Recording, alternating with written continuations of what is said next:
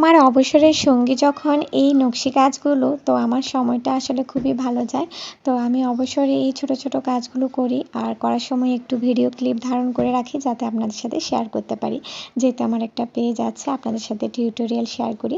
তো বরাবরের মতো আজকেও একটা সুন্দর এই ফুলের কিভাবে করেছি তা শেয়ার করতে এলাম ফুলটা।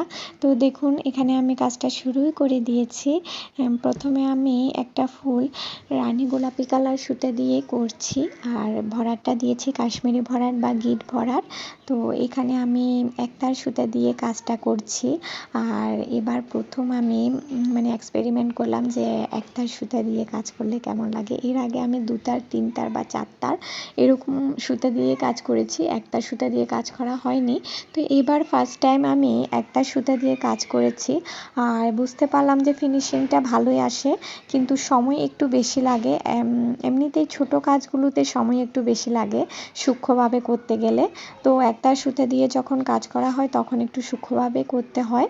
তো যাই হোক, কাজটা যখন দেখতে সুন্দর লাগে তখন কিন্তু কষ্টটা আর কষ্ট লাগে না।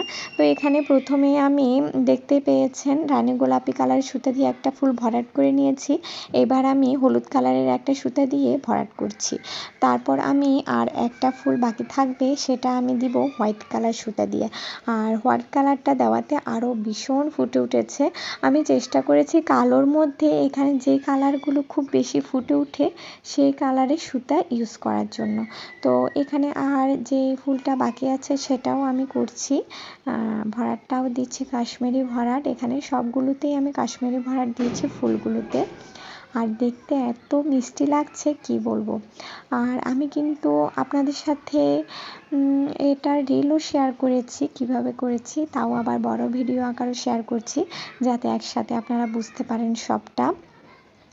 হয় না, রিলের মধ্যে অনেক সময় কিন্তু বোঝা যায় না, তো তাই আবার বড় ভিডিও আকারে দেওয়া।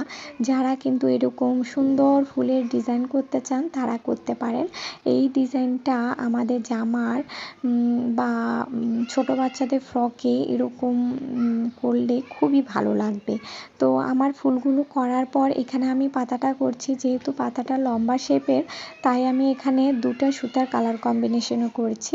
প্রথমে আমি দিয়েছি টিয়া কালার সুতা, তারপর দিয়েছি এখানে হালকা লেমন কালারের সুতা।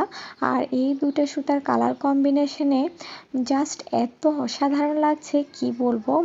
ক্যামেরাতে আপনাদের কাছে কেমন লাগছে জানি না, কিন্তু সরাসরি যখন আমি করছিলাম এত কিউট লাগছিল, আমার কাছে ভীষণই ভালো লাগছিল কাজটা করতে। তো এখানে আমি ফুল আর পাতাগুলো করে দেখালাম আজকে। আগামী ভিডিওতে এর সম্পূর্ণ লুকটা আপনাদেরকে করে দেখাবো। ততক্ষণ পর্যন্ত পেজের সাথে থাকুন। ধন্যবাদ।